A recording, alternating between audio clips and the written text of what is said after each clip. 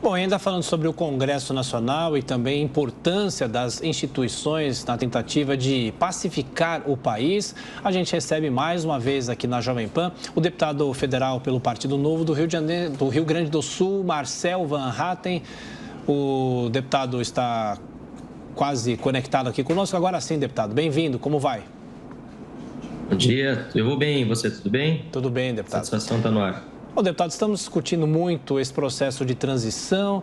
Nós temos ainda alguns protestos pelo país e eu já começo perguntando para o senhor qual deve ser, a partir de agora, ou como sempre tiveram um papel, mas qual deve ser o papel primordial das instituições brasileiras, dos poderes do Brasil para tentar pacificar o país para já o ano que vem?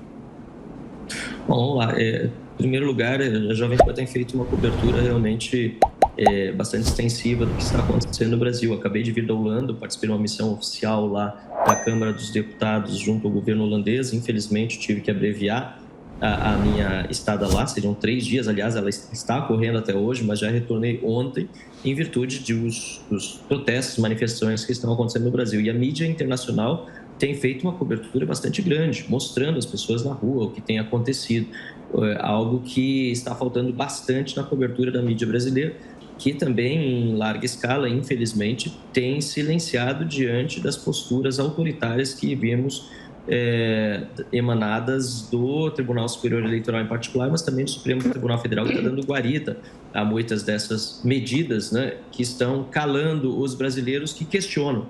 Perguntar não ofende, aliás, perguntar é dever de todo cidadão que quer um país melhor em relação àquilo que os representantes das instituições fazem. Estão me ouvindo? Sim, sim. Então, no meu caso, por exemplo, é absolutamente legítimo que um eleitor me questione, me faça perguntas. Isso vale para todos os poderes, vale para o judiciário, vale para o executivo. Jornalista tem que fazer pergunta, cidadão tem que fazer pergunta e, infelizmente, até quem pergunta está sendo calado, está sendo censurado, isso é muito grave. Para concluir minha resposta, aqui falo então como deputado federal, eu vejo, estou na companhia do excelente parlamentar Paulo Eduardo Martins, que eu tive a honra de ser colega desde o início dessa legislatura e concluiremos ela junto.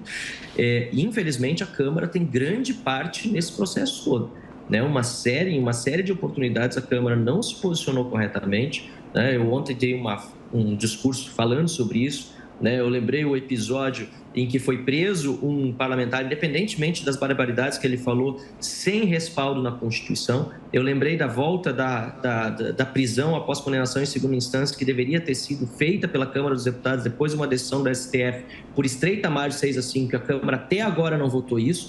Falei também da PEC do voto impresso, independentemente, né, de que qual era a opinião de cada parlamentar, e o deputado Paulo Eduardo Martins era o presidente daquela comissão. Houve sim uma interferência de outro poder diretamente feita aqui ou indiretamente sobre parlamentares para que não fosse aprovado. Então, isso tudo acabou apequenando a Câmara dos Deputados, o Congresso Nacional, e o Senado nem se fala, silente diante de tudo isso. Ele que precisa fazer a eventual abertura de impeachment de ministro do Supremo Tribunal Federal e nada faz. Isso deixa o cidadão bastante aflito e a mim, como parlamentar, bastante indignado. Bom, deputado, agora a pergunta do seu colega de Câmara, deputado Paulo. Marcel, obrigado aí pelos elogios, uma honra dividir esta legislatura contigo, que tem sido muito combativo. Eu acompanhei essa fala que você se refere, você é sempre um orador muito firme e foi muito preciso. A Câmara, assim como o Senado, né, apesar do Senado ter uma prerrogativa que a Câmara não tem, ela não tem se posicionado corretamente, com as exceções, com um grupo da Câmara, mas não é necessariamente um grupo majoritário. Ontem, o deputado José Medeiros teve também as suas redes sociais retidas por decisão do TSE, uma decisão judicial. O deputado José Medeiros, assim como você e eu ainda, estamos protegidos ou estaríamos protegidos pelo artigo 53 da Constituição Federal, aquele que diz que deputados e senadores são invioláveis por quaisquer opiniões, palavras e votos. Mas, assim como José Medeiros, deputado Coronel Tadeu, deputada Carla Zambelli, enfim, vários deputados com as suas redes retidas. Eu fiz essa pergunta para o José Medeiros na segunda-feira e vou repetir a você. Você se sente plenamente protegido pelo artigo 53 da Constituição ao ocupar a tribuna da Câmara para falar o que você pensa? Eu sei que você ocupa e fala o que você pensa, mas você se sente protegido para isso? Obviamente que não, deputado Paulo. Obviamente que não. Eu estou tomando risco, eu sei disso. Eu também tenho uma postura talvez diferente de outros parlamentares. Eu não utilizo talvez determinadas palavras para falar muitas coisas parecidas, né? Mas eu não tenho dúvida de que neste momento nós vivemos uma espécie de estado de exceção por causa da exceção à regra constitucional feitas já no artigo 53 e tantas outras que se estão criando. Nós vemos uma corte legislando no nosso país. Agora há pouco vocês tratavam da questão do auxílio e do furo no teto, e há uma tese aí de que talvez o Supremo vá resolver esse assunto. Isso é um absurdo, uma questão orçamentária que compete exclusivamente aqui ao Parlamento, talvez seja resolvido também pelo Supremo. Um comentário adicional que eu quero falar, e eu tenho um carinho enorme pelo deputado José Medeiros, aliás, eu admiro muito das falas, da forma como ele se comunica. Às vezes ele exagera, também às vezes discorda, é normal, é da vida. Mas me chama a atenção que eu soube desse pedido de GLO pelas redes sociais, por meio de um vídeo. E aí é porque já chegou no desespero, né, Paulo? De quando ele já foi censurado. O que eu senti falta, aliás, durante todo esse mandato, e aí é responsabilidade também do governo Bolsonaro, é de articulação das pessoas que estão à direita, ao centro, ou mesmo à esquerda, mas que não querem ver censura, né, para fazer alguma coisa na tribuna, para fazer alguma coisa dentro dos meios institucionais. Infelizmente, muitos deputados que deveriam estar aqui na Câmara dos Deputados estão aí postando meme aqui e ali, a gente só encontra eles pelos stories do Instagram. Isso fez falta durante esse período, isso fez muita falta, e eu espero que essa nova legislatura corrija esse rumo, porque muita gente que preferiu viver de rede social acabou nem se reelegendo nessa eleição.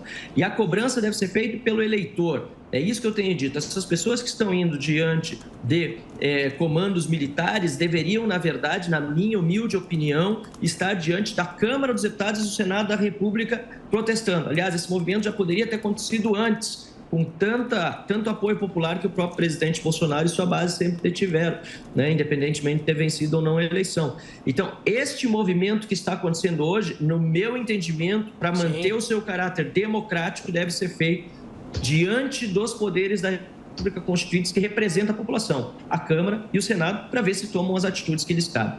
Amanda Klein. Deputado, bom dia. Esse movimento que o senhor diz que tem caráter democrático perde intervenção federal, que em bom português quer dizer golpe, não aceita o resultado das urnas. Então, pergunto ao senhor, o senhor aceita o resultado das urnas e o senhor é a favor de intervenção federal? Não, Amanda, não sou a favor da intervenção federal e eu discordo da opinião de que as pessoas todas estejam lá por isso. Aliás, a minha dissertação de mestrado, quando eu fiz na Holanda, o meu curso de jornalismo, foi justamente sobre political parallelism, que é a utilização de jornalistas de uma parte da manifestação, muitas vezes até menor do que, aliás, quase sempre só um pequeno percentual da manifestação, mas de pessoas mais radicalizadas que levantam cartazes pedindo medidas mais extremas, a troca dessa parte pelo todo, uma espécie de metonímia jornalística, né?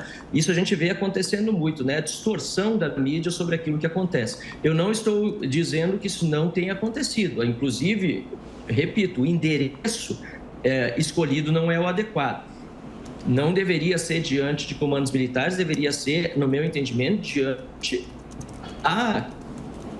das Assembleias Legislativas, das câmaras de vereadores, diante de quem tem voto, de quem representa a população e tem que tomar uma atitude independentemente da pessoa estar contente ou não com o resultado da eleição. Isso é da vida. O PT, depois da eleição perdida para o Bolsonaro, também foi às ruas, também fez muitas manifestações e hoje isso não parece ser lembrado. Então, isso faz toda a diferença. Nós precisamos ter uma postura. Eu não sei, ando cortando minha... Deu para ouvir tudo, não? Sim, deu para ouvir. Tá, me perdoem que a conexão aqui da Câmara dos Deputados nem sempre é a melhor. Mas em relação à eleição propriamente dita, não tem problema nenhum em questionar resultado em nenhum lugar no mundo. Nos Estados Unidos foram questionados resultados, acontece todas as eleições praticamente questionamentos.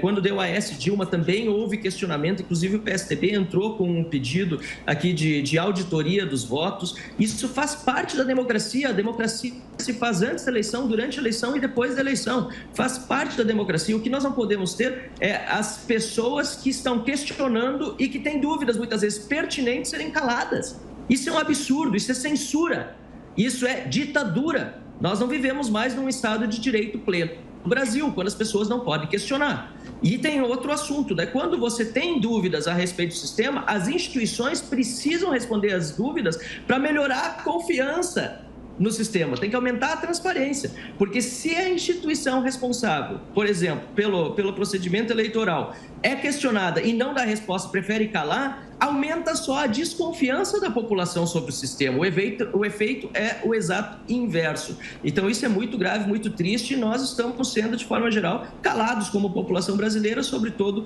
o processo eleitoral, não apenas depois, é bom lembrar, mas durante o processo. Inclusive, a própria Jovem Pan foi censurada, o Brasil Paralelo foi censurado, houve uma série de decisões contra Bolsonaro e poucas decisões contra Lula, e todas elas, né, em prejuízo da utilização, muitas vezes até demais, de bandeira do Brasil na campanha, coisas assim absurdas, que daqui a uns anos a gente vai ver e vai dizer como é que isso um dia pôde acontecer no nosso Brasil. Pelo menos essa é a minha esperança, que a gente retome a normalidade democrática e no futuro possa questionar isso com liberdade, porque hoje não é possível. Deputado, para a gente fechar, a pergunta de Roberto Mota. Mota. Bom dia, deputado. O Brasil inteiro observa violações contínuas e cada vez mais graves dos direitos fundamentais, da liberdade. Criminalização de opinião, uma acusação, um processo de acusação onde a acusação já é considerada a própria prova, onde o processo é a punição. E, diante disso, a gente vê jornalistas e membros da elite que se calam, apoiam ou até encontram explicações para isso. E o clima geral é de medo, como a gente já falou aqui, né? Todo mundo tem medo no Brasil hoje. E nós estamos, deputado, em novembro de 2022. É um tempo em que a Polícia Federal e as Forças Armadas ainda estão subordinadas a um governo que acredita e que defende a liberdade. Como nós estaremos em novembro de 2023, quando o poder terá sido passado para um governo com uma pauta claramente autoritária? E o que o Congresso pretende fazer a respeito disso? Roberto, excelente pergunta, apesar de eu não ter a virtude de ser evidente, né? Não é algo que me compete. Novembro de 2023 está bastante longe, a gente não sabe nem o que vai acontecer no fim de novembro deste ano de 2022 pelo andar da carruagem. O que eu posso dizer é que eu concordo com grande parte do teu diagnóstico, concordo com o teu diagnóstico sobre o problema que nós estamos enfrentando no Brasil institucional, e eu reforço a minha fala inicial. Quem tem condições e deve resolver isso é o Congresso. É o Congresso. Muito vai depender de quem for eleito presidente da Câmara e presidente do Senado agora no próximo dia 1º de fevereiro. Mais fundamentalmente, eu diria, inclusive, presidente do Senado, porque nós temos hoje o presidente do Senado que não pauta processo de impeachment de jeito nenhum de ministro supremo. Para mim, uma grande mudança vai se dar no momento em que o Supremo Tribunal Federal perceber que não está acima dos demais poderes. Ou, talvez não generalizando, que alguns ministros entendam que não são senhores do Brasil, que o Brasil tem dono e o dono é a população brasileira. A população brasileira elege deputados e elege senadores. E parece que isso ainda não está muito claro para a população, e apesar de ter passado apenas poucas semanas das eleições, a gente precisa reforçar. Quem está em Brasília, na Câmara e no Senado, foi eleito pelo povo. Logo, o povo deve pressionar e questionar estas pessoas em primeiro lugar. Não adianta ir primeiro direto no Supremo, no TSE, no Exército, nas Forças Armadas. Não, primeiro você vai nos políticos. Lógico que os políticos contribuíram para a perda de como é que se diz, de prestígio, né, deputado Paulo Eduardo? Porque, infelizmente, muitos dos nossos colegas aqui em Brasília estão aqui apenas para cuidar dos seus próprios problemas e não para cuidar dos problemas do Brasil. Isso só vai mudar à medida que a população chegar aqui e trouxer, de fato, diante dos deputados e dos senados, o problema e passarem a pressionar mais. É nisso que eu acredito e é por isso que eu entendo que em novembro de 2023 a gente pode estar muito melhor se houver mais participação popular sobre os representantes eleitos na Câmara e no Senado e que estes, em contrapartida, façam um trabalho muito melhor do que fizeram ao longo dos últimos 4 anos. Ok, deputado federal Marcel Van Hatten, do Novo do Rio Grande do Sul. Deputado, obrigada pela entrevista. Boa quarta-feira. Muitíssimo obrigado. Ótima quarta-feira. Um abraço a todos.